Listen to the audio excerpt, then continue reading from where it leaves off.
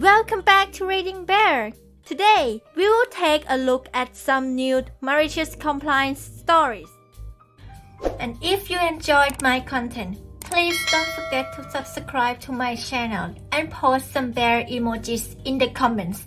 Let's go! The first one is titled, Bait and Switch for a Tech Demo.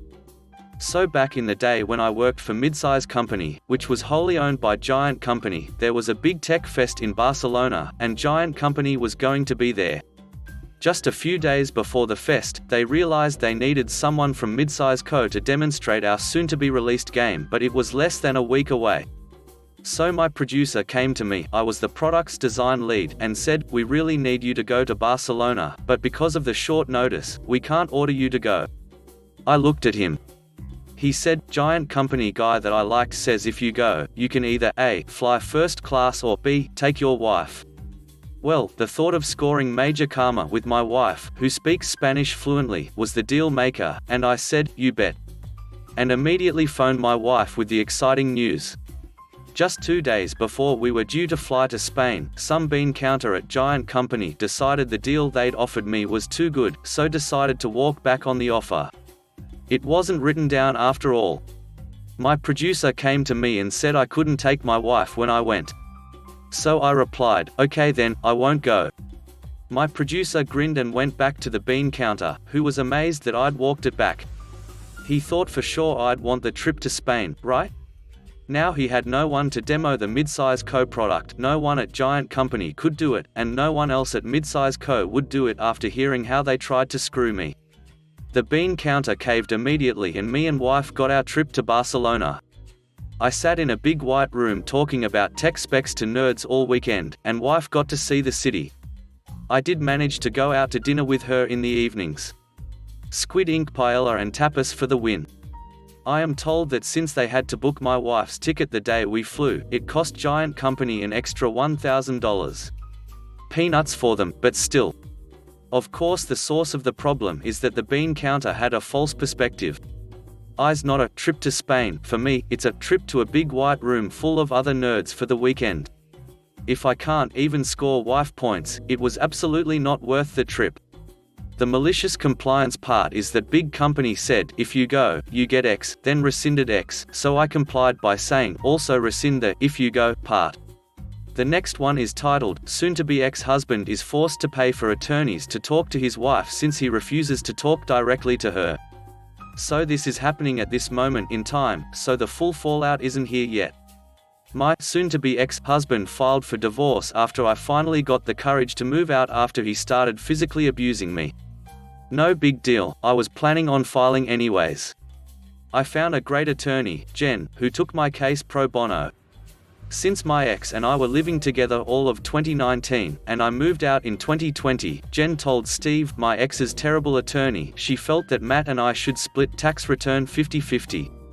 She also mentioned since he made significantly more than I did, he should pay $500 to Jen as my attorney fees. Edit to add that I went through a legal aid service and the lawyers don't charge the clients, but sometimes go for the other party for some form of compensation. Well, X did not like this. He called me. Edit again to add that we hadn't even had a judgment of divorce written up yet, and the first one his lawyer sent us excluded the attorney fees. Matt, hey, so since I have to pay $500 of your lawyer fees, I am taking that from your tax return check.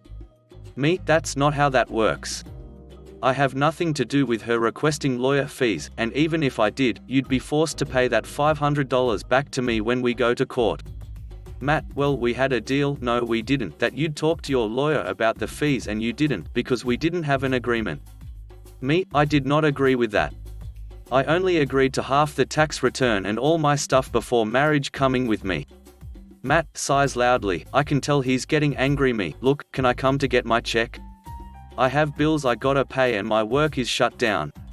Will you leave it under the doormat? Matt, no. I will hand it to you when you get here.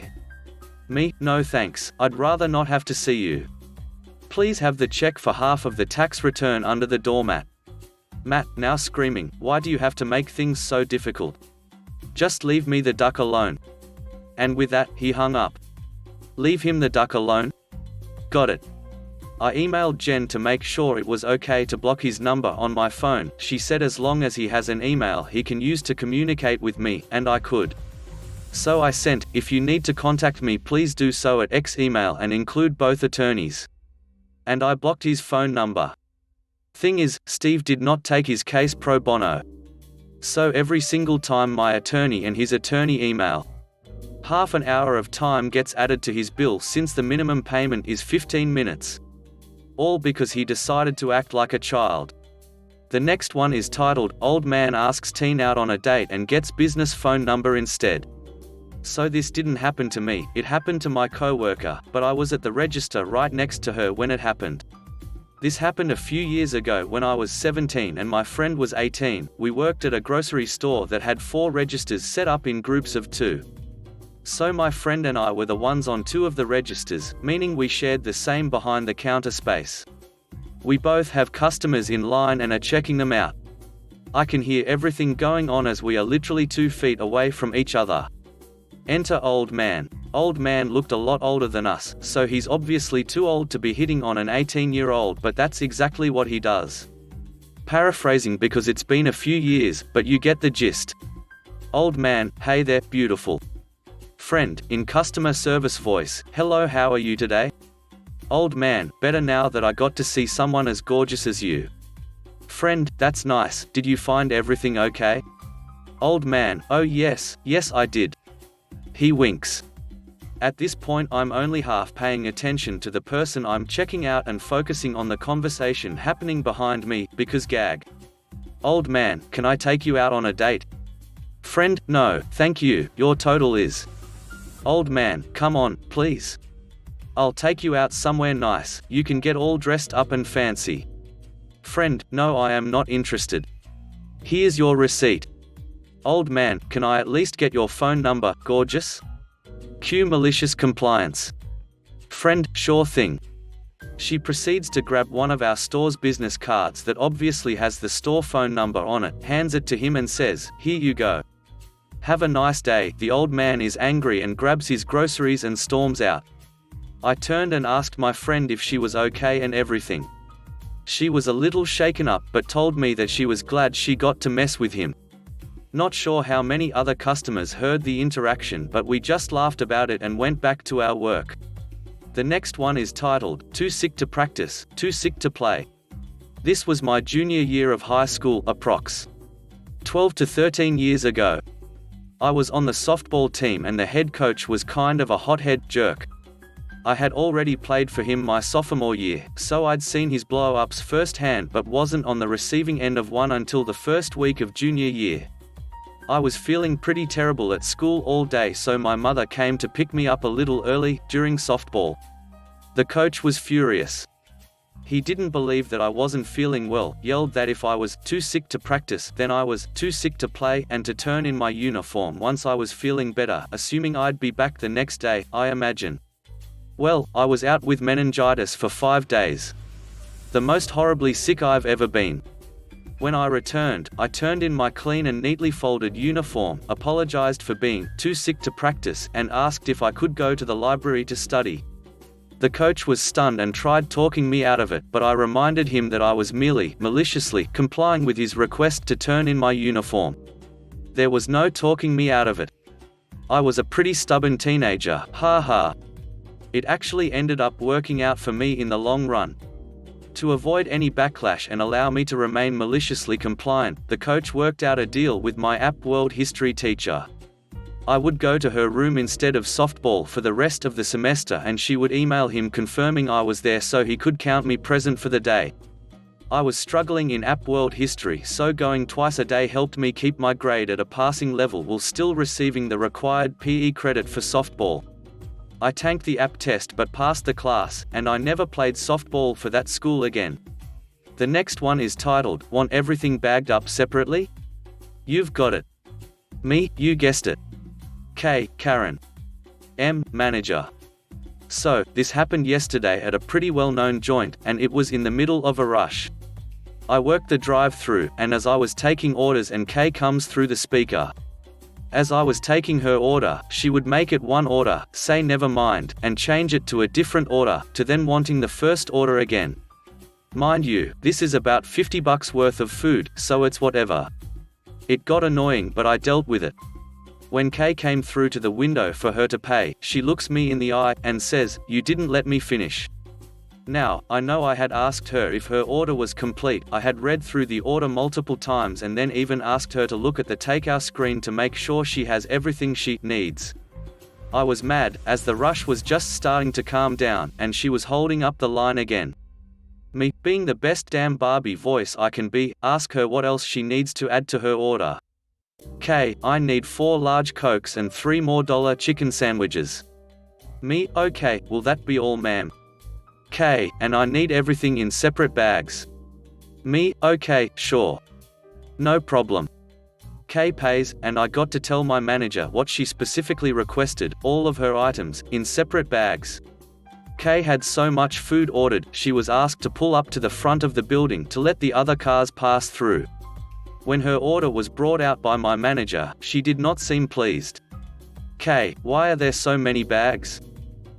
Ma'am, you asked for everything to be separate, so we put each related items in bags for you.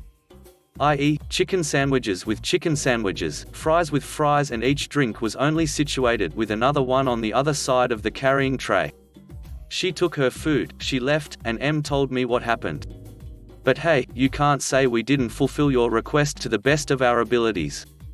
So people, especially during COVID-19, please don't treat any retail person with BS. As we all can find little things to throw it back at you. Quote.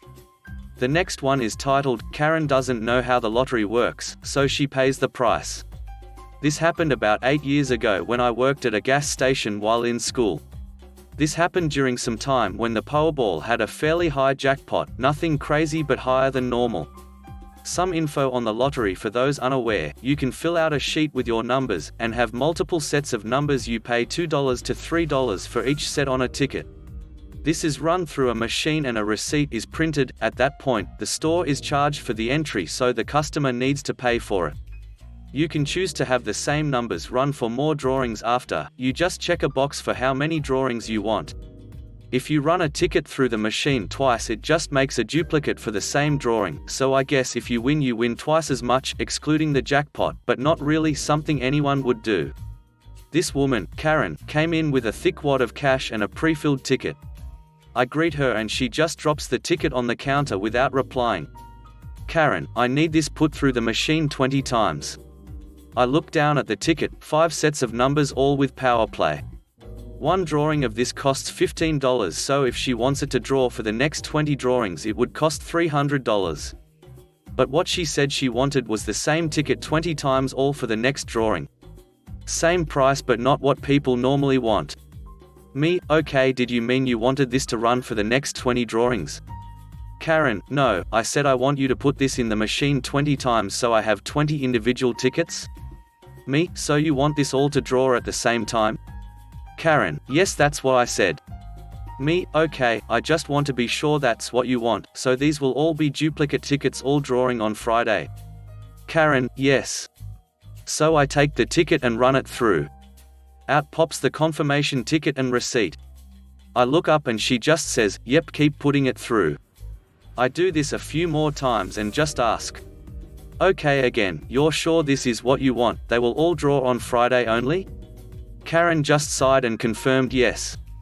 I kept going and sometime after the 12th or 13th one she says, so do I just keep these for all the drawings after Friday?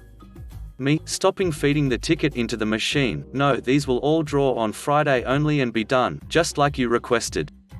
Again, do you mean you want them to run on every drawing afterward? Karen, now confused, yes. Me, okay, that's why I was asking so many times, these will not do that, they will draw once and be done. Karen starts saying well that's not what she meant and she doesn't want the ones I already printed off and says who would want that? Me, exactly why I asked you so many times, I'm sorry but you need to buy these as there is no way we will be able to sell them. Karen, no I won't, I want the ones I asked for. She was starting to get upset and at this point our awesome assistant manager, AM, who was nearby stepped in. AM, excuse me ma'am, but I heard our employee ask you several times before he started and he even explained the difference to you. We cannot sell the tickets printed out, which he only did after you repeatedly stated that's how you wanted them done. Karen started to look like she was going to bolt out the door at this point, so AM added, and if you don't, we'll have to treat it as theft and call the cops. Karen finally relented and bought the tickets. She then used the remainder of her money to buy the tickets how she intended to, just not as many draws. She left without another word. She honestly wasn't that bad, but she did have some attitude, like she knew everything. Still, I hope at least one of her numbers won on that first drawing so she'd get back most of what she spent. The next one is titled, You Want a New Truck? Here's a new truck. My friend tells me that at the company he works for everyone is loaned a company truck. They are responsible for making sure that the truck is okay and that everything operates smoothly. When repairs are needed, you take it to the company mechanic and they take care of things. The supervisor handed everyone a key to their new truck and it went like this. Supervisor, hey everybody, I'm sure as you saw today our new trucks came in, so everybody line up and get a key to your truck. Everyone gets their key and goes forward with the work week. Then Bert came to the mechanic with his truck and he said, it's feeling sluggish.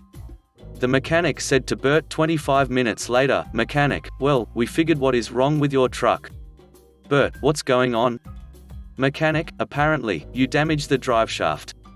Bert, oh wow, I wonder how that happened. Now mechanic in his report said that there was a lot of dirt under the bay of the truck. Since they are new, mechanic made the assumption that he likely went off-roading and damaged it. The company had 2 new spare trucks. Bert apparently came into the supervisor's office and said, Bert, I need a new truck. Supervisor, wait. What happened to yours? Bert, the driveshaft is damaged. Supervisor, okay. Well, we have another truck you can borrow until yours is fixed. Just be more careful. Bert with an unappreciative tone said, fine, and later drove off. 3 days later a AAA flatbed delivered his loaner to the yard. He apparently snapped the front left axle and sustained some bumper damage to the truck. The supervisor is upset. Bert then comes into the office and tells supervisor. Cue the malicious compliance. Bert, I need a new truck. Supervisor, yeah I see, pointing to the flatbed with the truck on it. So supervisor gives him a new truck as he asked for. A 1989 Ford F-150. Bert, this truck isn't new. Supervisor, yeah, it's new to you. Bert, why can't I have a newer one? Supervisor, well you've damaged your first 2. You are extremely liable for us right now, just be happy that we are giving you something. Bert looking dissatisfied says, fine, and drives away. 5 days later the clutch was shot on the 89 pickup. The thing is the clutch on the truck was fine. It was inspected before it was given to Bert. So now mechanic and supervisor were suspicious. Bert then came to the supervisor's office and said, Bert, I need a new truck. Supervisor, yeah I heard. Bert walks over the last new truck on the lot. Supervisor, follow me to the backlit. Bert follows. The supervisor then proceeds to take a tarp off a 1977 Ford F-150. The supervisor says to Bert, Supervisor, here is your new truck. Bert looked disgusted, but he had to take it because supervisor wouldn't let him have one of the new trucks until his was fixed, and the clutch on the 1989 truck was paid for. Needless to say, Bert never broke his truck again. As the yard had an even older 1969 Ford F-100. Bert probably realized that if he didn't shape up his driving that he would once again get a new truck. Also, Bert had a lot of experience in construction, so that is one of the reasons why he wasn't fired until 2 years later. The last one is titled, Park Where You Aren't Supposed to. Sure, but it's going to cost you. Nothing comes free. My parents had this problem with a guy parking a tractor trailer on their land. He lives right across from one of their pecan groves. The grove has well-spaced trees all in neat rows, the grass is mowed super short, the ground is really flat. It looks like an ideal place to pull your rig if you don't know better. The ground is so flat because they use mechanical harvesting. Bumps and grooves can cause the machines to leave pecans laying on the ground. A 2-inch deep groove from a big truck like that can hold thousands of dollars of pecans and will stay that way until it is fixed. Oh, and you have to get them up by hand. It's a big deal when someone screws with your livelihood like that. So the guy parks there one time. My parents get it, he probably doesn't understand he is causing so much trouble. Dad goes down, explains the damage he has done, tells him the grove is private property, and not to do it again. Dude, we'll call him Dude, agrees, and apologizes. Dad goes home, fixes damage midweek. Next Friday there is the truck again, same spot. Dad, not about to put up with this, calls the sheriff department. A cop comes, the truck moves. Dad fixes damage midweek. Next week, no truck. 1 week later, the truck is back. Repeat the complaint about trespassing to the sheriff. Dude claims he forgot. He drives over the road and his home depot where his car is parked is 30 miles away. It is convenient for Dude to forget because he saves his gas and time by driving his employer's rig and parking it on my parents' land. Also, he doesn't get nailed if his cab isn't clean, no other driver gets assigned his truck. There are plain motivations. Dude clearly does not forget every time he is home, but this is what he claims to the deputies sent out on the complaints. After 7 times the sheriff department is called, he finally gets a trespassing citation. No fine is levied. He drives his car 2 weeks in a row. Following week, the truck is back. At this point, my dad has fixed this damage so often he is keeping a tractor and blade on the property so it gets done faster and easier. He calls the sheriff yet again. The sheriff himself comes out this time. Truck leaves, the sheriff comes to see my dad. Says the enforcement problem is that it is hard to explain to a court the harm when pictures hardly show any damage, and Dude always apologizes and moves the truck when deputies come. Says getting Dude for trespassing, under those circumstances, is going to be tough, but he is on this and will see it through for my parents, but his office is 30 miles away, not that many deputies to be out patrolling, etc. And then the sheriff, bless his little elected heart, says, but if there were something different like theft of services going on. Cue malicious compliance. The next day, signs go up on 80 trees in a row, 8,000 feet, they are 100 feet apart. Semi-parking. $500 per hour. Prepay. Violators will be towed. Dude doesn't pay the signs any mind. Dude does, however, pay the tow truck and deputy quite a bit of mind. He comes running and screaming, waving his arms as they are hooking up.